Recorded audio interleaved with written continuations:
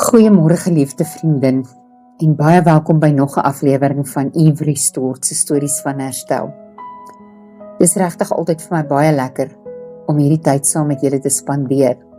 En dit maak nou nie saak van waar jy vandag luister nie, of dit nou in jou motor is, of jy besig is met huiswerk, of jy in jou kantoor is en of jy dalk net ernstig sit en ontspan met 'n koppie koffie in 'n oomblik van stilte. Bid ek dat hierdie gesprek jou vandag sal bemoedig. Nou vanmôre kom ek ook sommer met 'n groot eerlikheid in my hart vir julle sê, dat die laaste tyd is vir my regtig 'n uitdaging. Nou, ons is besig met huisverbeteringe, in die baie bevoorregte posisie, laat ek dit so stel. En julle weet mos met huisverbeteringe gaan daar baie goed gepaard. Dis 'n klein woordjie, maar daar gaan baie dinge daarin. Nou ja, die laaste tyd voel dit vir my asof dinge net nie tot op 'n einde kom nie. As ons met 'n gedeelte klaarmaak, dan breek iets ernstig anders op die plaas, of ons 'n groot krisis, en dan los ons alles, en dan jaag ons om daar te gaan, wat ek noem het damage control te doen. En dan kom ons nou weer terug. So dit voel vir my asof een vertrek net nie klaar kom nie, en ons kan net nie oorgaan na die volgende ding nie. En deur ek in my hart, ek is 'n mens wat lief is vir stilte en kalmte en rustigheid en ook 'n netjiese omgewing. Ja, dit voel party daar vir my asof ek dit wat ek wil uitdra vir die wêreld eers vir myself moet preek. So ek preek nou vandag hierdie vir myself ook. Ek dink vandag se tema is een wat baie vroue aan die hart lê. Ons tema is gebroken maar steeds gekies. En ek wonder hoeveel van ons het al op die een of ander stadium gevoel dat ons net nie goed genoeg is nie. Dalk voel jy nie mooi genoeg nie, of nie slim genoeg nie, dalk nie geestelik genoeg nie. Daardie plekkie, daai geestelike plekkie, voel of jy net nie naby genoeg kan kom nie. Dalk worstel jy met die feit dat jy dalk nie sterk genoeg is, of nie goed genoeg is nie. Dalk nog moeiliker, dink jy het te veel foute al gemaak, of jy dalk te veel keer al misluk. Dalk dink jy God kan sekerlik iemand anderster gebruik, voordat hy daaraan dink om jou te gebruik. En tog wanneer ons die Bybel oopmaak, ontdek ons iets verstommends. God se gunsteling materiaal was nooit perfekte mense nie. As ons eerlik is, sou die meeste van die Bybelkarakters waarskynlik nie eers deur die moderne onderhoudspanele gekom het nie. En wat, hulle sou nie 'n influencer gewees het nie. Hulle sou nie honderde likes en followers op TikTok of ander sosiale platforms gehad het nie. Hulle sou eintlik maar vaal, onbekwame mensies gewees het in ons kriteria hoe ons mense oordeel. Dink net daaraan, Noag het te veel gedrink. Jakob was 'n ou vuil bedrieër en Moses het gehakel. Gideon was 'n bangbroek. Dawid het 'n paar ernstige foute gemaak, ons weet dit mos. En Petrus het vir Jesus verloon, nie 1 keer nie, nie 2 keer nie, 3 keer. Ek dink amper half in ons moderne taal sou dit van hom 'n gewoonte misdadiger maak. En tog gebruik God elkeen van hulle. En dit laat my wonder, wat as ons soms mense uitsluit wat God reeds gekies het? Ons het hierdie gedagte om mense en dan sit ons mense op die kantlyn want hulle val nie in ons kriteria of in ons smaak nie. En nog belangriker, wat as ons onsself uitsluit terwyl God ons reeds geroep het? Ons almal dra mos maar 'n masker. En ek dink baie vroue word moeg omdat hulle voortdurend probeer voorgee dat alles 100% reg is en piekfyn is. Ons raak nogal goed daarmee, want ons glimlag, ons antwoord vriendelik en dan sê ons soms, maar nee, dit kan nie beter nie. En dan gaan sit ons alleen in die motor en huil, of ons lê saans wakker en ons vertel ons geheime aan ons kussing. Daai kussing kan 'n boek skryf. Of ons wonder stilweg waarom ons so uitgeput voel. Die waarheid is dat die meeste mense nie met volmaakte mense identifiseer nie. Mense identifiseer eerder met egtheid. Ek noem dit altyd good and wholesomeness. Daai, as jy in iemand se geselskap is en jy weet hierdie mense is opreg. Mense identifiseer met mense wat weet hoe dit voel om te struikel, wat weet hoe dit voel om weer op te staan. En ek dink soms die kerk het onbedoeld die indruk geskep dat sterk geloof beteken jy twyfel nooit nie. Sjoe, is dit nie 'n wanpersepsie nie. Wanneer ek die Bybel lees, sien ek egter iets anders. Ek sien mense wat gevra het, wat geworstel het. Ek sien mense wat bang was en mense wat geween het. En ek besef dat God hulle nooit weggejaag het nie. Ons lees in Eksodus 3. Moses was besig om skape op te pas, toe hy die brandende bos gesien het. Dit is seker een van die bekendste tonele in die Bybel, maar wat volg is eintlik nogal menslik. God roep na Moses en Moses begin verskonings maak. Erken jy dit? Ek vat van myself met hierdie salfolie. Daar's altyd iets. Eers was dit die bestanddele, en toe is dit die botteltjies, die opdrag wat ek gekry het rondom die botteltjies. Ek bestel botteltjies, dan kom die verkeerde botteltjies hier aan. Dan stuur ek dit terug, dan vat dit lank. Dan is die etiket nie leesbaar genoeg nie. Dan kom die nuwe botteltjies, dan pas die proppies nie op nie. So daar is die hele tyd iets, en elke keer wat ek met God daaroor gesels, en God sê vir my, dis nou die tyd, dan is daar nog 'n verskoning. En ek dink ons almal doen dit. God gee opdrag en ons gee verduideliking.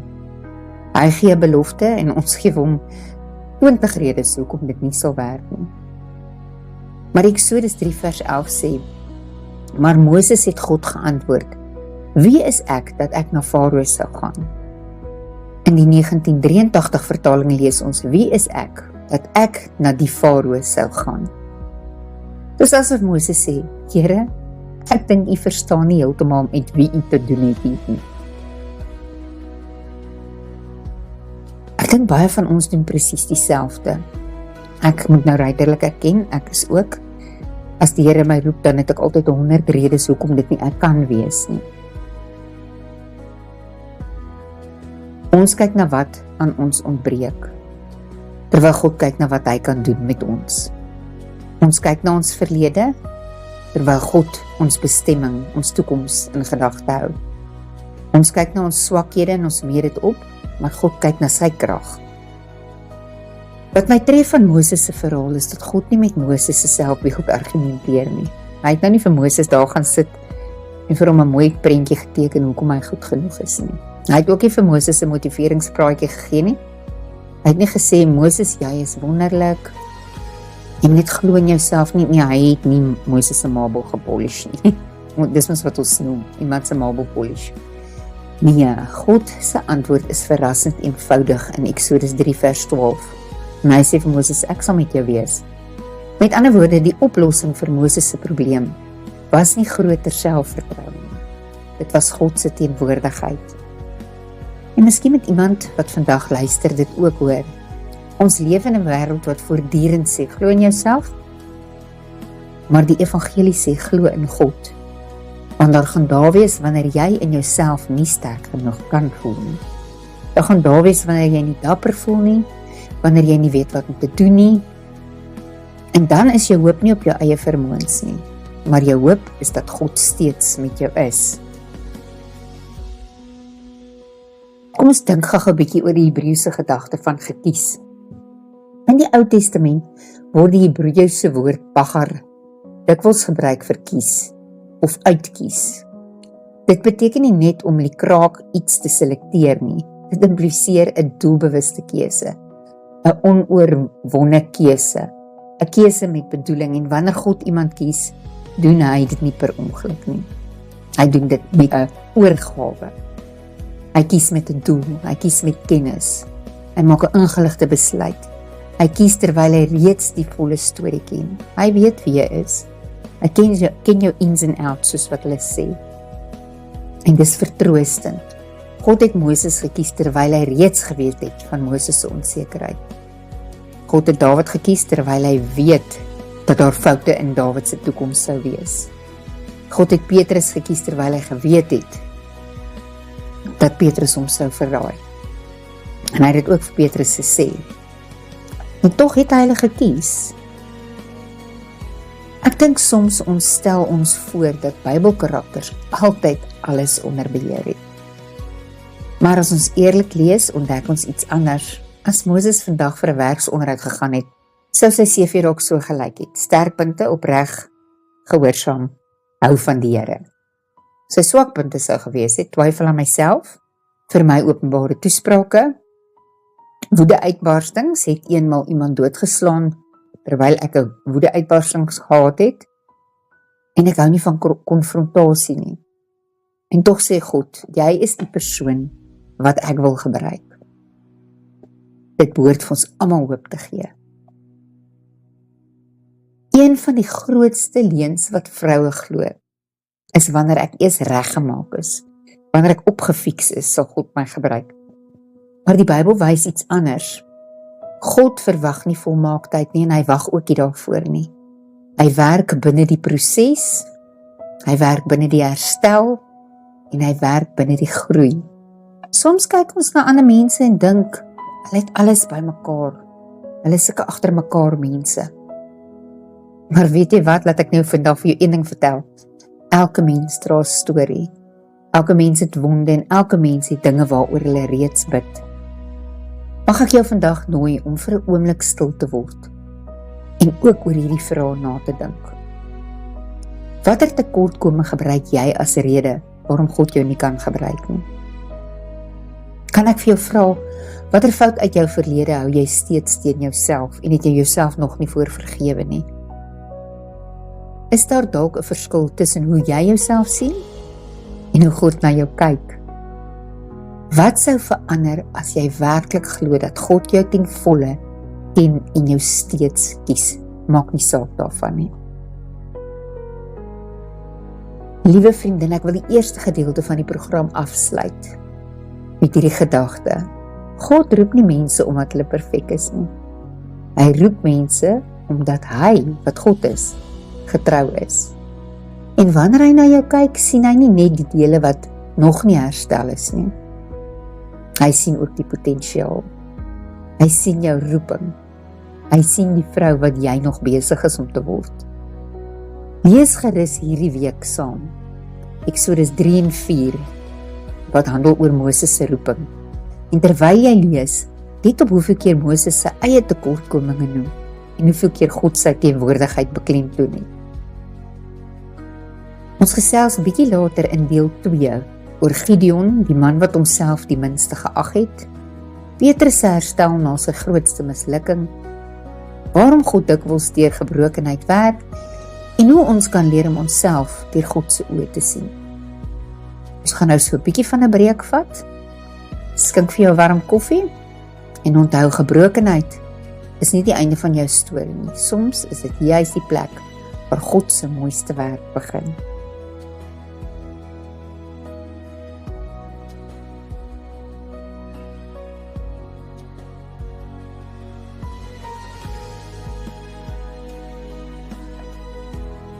Baie welkom by deel 2 van vandag se uitsending van Eve Restored se stories van herstel. Vandag se tema is gebroke, maar steeds gekies. En nou na die breek kyk ons na wanneer God die potensiaal sien wat jy nog nie kan sien nie. In die eerste gedeelte van ons program het ons gesels oor Moses, 'n man wat homself deur sy tekortkominge gesien het, terwyl God hom deur sy roeping gesien het. Groot verskil, né? Hoe ons na onsself kyk en hoe God ons sien. En ons het ontdek dat God se keuse nie gebaseer is op ons perfeksie nie, maar op die doel wat hy vir ons het. Ons gaan nou verder so klein bietjie dieper delf, want as ons eerlik is dit een ding om te glo dat God Moses kon gebruik. Dit is iets heeltemal anders om te glo dat hy ons kan gebruik. Ons lees mos maklik van die Bybelhelde en dink, ja, maar hulle was spesiaal. En tog, hoe meer ons hulle stories lees, hoe meer ontdek ons dat hulle baie meer soos ons was, as wat ons eintlik regtig wil dink en erken. Hierdie mense het ook getwyfel. Daar was ook vrees by hulle. Hulle het beslis foute gemaak en baie van hulle het ook maar verkeerde besluite geneem. Maar God het nooit opgehou werk nie. Is dit nie opvallend nie? God het net aangehou en nooit opgegee met hulle nie.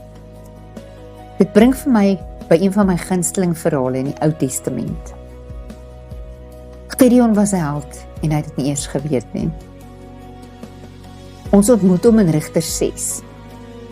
Israel verkeer in moeilike omstandighede. Die Midianiete plunder die land gereeld en die volk leef in vrees as gevolg daarvan. En dan wanneer ons Gideon die eerste keer ontmoet, is hy nie besig om die weermag te lei nie. Hy was ook nie besig om 'n indrukwekkende geloofsdaad te verrig nie. Hy was besig om koring weg te steek en hy het in die geheim gewerk omdat hy bang was, daar waar niemand hom kan sien nie. En toe gebeur daar iets merkwaardigs. Rigters 6 vers 12 sê, die engel van die Here het aan hom verskyn en vir hom gesê, die Here is met jou, dapper held. En wonder hoe het Gideon gevoel toe hy dit hoor, want hy het homself beslis nie as 'n dapper held gesien nie, maar God het dit gespreek. Vanuit Gideon se perspektief het niks aan die beskrywing sin gemaak nie, en ook nie by hom gepas nie. Dink hy het so in die stiltigheid gedink, dapper, alles behalwe. Hy het ook by homself gedink, hy is eintlik 'n bangbroek. Dalk het hy die woord held 'n paar keer herhaal, en toe gesê nie, maar hy voel nie soos een nie, en hy lyk ook nie soos een nie. Maar God noem hom nie volgens sy huidige toestand wat hy voel nie. God noem hom volgens sy toekomstige roeping. Dit laat my dink aan hoe ons onsself beskryf. Ons sê, ek is net 'n huisvrou, ek is net 'n ma, of ek is net 'n ontvangsdame. Ek probeer net oorleef. Maar God gebruik nie die woord net nie. Veral nie as hy oor sy kinders praat nie. Wanneer hy na jou kyk, sien hy nie net jou huidige omstandighede nie. God kyk na jou en hy sien 'n hele verhaal. Hy sien die vrou wat steeds groei en die een wat leer en die vrou wat hy steeds besig is om te vorm. Kom ek deel met julle 'n koffiekamer waarheid. Ek het al dikwels gewonder hoeveel tyd vroue spandeer om hulself met ander te vergelyk. Miskien meer as wat ons dit regtig wil erken. Kom ons wees eerlik, ons kyk na iemand anders se sterkpunte en vergelyk dit met ons eie swakhede. En eintlik is dit nie 'n regverdige vergelyking nie. Ons doen onsself soveel skade. Dit is amper soos om na iemand se hoogtepunt foto's te kyk en dit met jou agter die skerms lewe te vergelyk. Kan ons nie werk nie. En ek dink, as ons almal se kombuise op dieselfde dag na aandete gefotografeer word, dan ons baie beter oor onsself voel. Want dit kan mos nou maar 'n chaotiese prentjie wees. Die waarheid is dat niemand van ons alles elke dag die hele tyd bymekaar het nie. Nie ek of jy nie. Ook nie die persoon wat jy die meeste na opkyk op sosiale media nie. Nie die influencers nie. Nie die vrou wat lyk of sy alles perfek reg kry nie. Ons almal vertrou uiteindelik op God se genade. Een van Gideon se grootste probleme was nie sy gebrek aan vermoë nie. Sy probleem was sy fokus. Dit waarop hy ingestel was. Hy kon net sien wat verkeerd was. Luister net na sy antwoord in Rigters 6 vers 15. Maar hy sê vir hom, ag Here, waarmee sal ek Israel verlos? Kyk, my geslag is die swakste in Manasse en ek is die jongste in my familie. Mens kon sommer sy mis Noah hoor. Met ander woorde, my familie is nie belangrik nie. Ek is nie belangrik nie. Ek is nie die regte persoon nie. Nou wil ek weer vir hom. Erken jy daai gesprek tussen hom en God? Sien jouself daar. Hoe maklik fokus ons alles op wat ons nie het nie. As ek net jonger was, ek kan daai ene nogal gebruik. As ek meer geld gehad het, as ek bietjie meer opleiding gehad het, selfs net as ek meer selfvertroue gehad het. En ek moet eerlik sê, hierdie program het my bietjie laat diep delf, want ek het ook gevra, as ek net meer selfvertroue gehad het, sou dit makliker gegaan het. Maar God antwoord Gideon amper dieselfde as vir Moses. Ek sal met jou wees. Rigters 6 vers 16. Weereens is die antwoord nie groter selfvertroue nie. Die antwoord is eenvoudig God se teenwoordigheid in Gideon se lewe. En vandag wil ek vir jou sê, God se teenwoordigheid in my en jou lewe ook.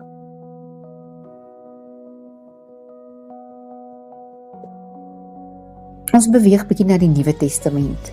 Ek dink min mense verstaan herstel beter as Petrus. Hy was passievol, maar hy was impulsief. En hy was dikwels die eerste om te praat en soms die eerste om verkeerd te praat ook.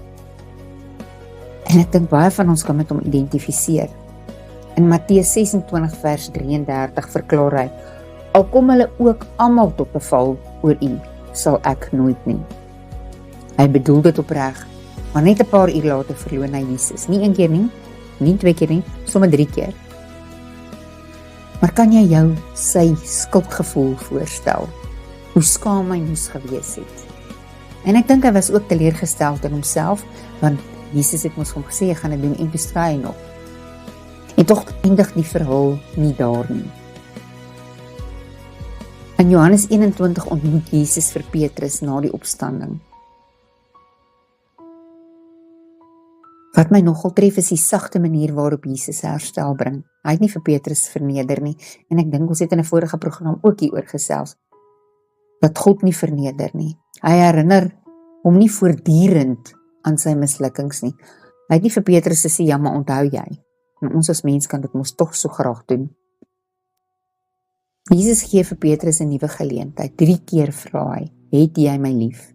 En 3 keer bevestig Petrus sy liefde. Die plek van sy grootste mislukking word die plek van sy grootste herstel. Is dit nie wonderlik nie? Ek wil amper vir jou sê, die plek van jou grootste nederlaag of seer of verwonding word die plek waar God jou kan herstel, want hy kan daai wond gebruik as 'n getuienis van hoekom ons nie moet opgee om te dien nie, en vir ander mense wys dat dit die moeite werd is om aan te hou en jou storie te vertel, sodat ander mense kan weet van daar waar daai verwonding gebeur het God dit gebruik tot herstel. God gooi nie mense weg omdat hulle geval het of gefaal het nie. Hy herstel en genees en dan bou hy hulle weer op. Kom ons kyk na 2 Korintiërs 4 vers 7.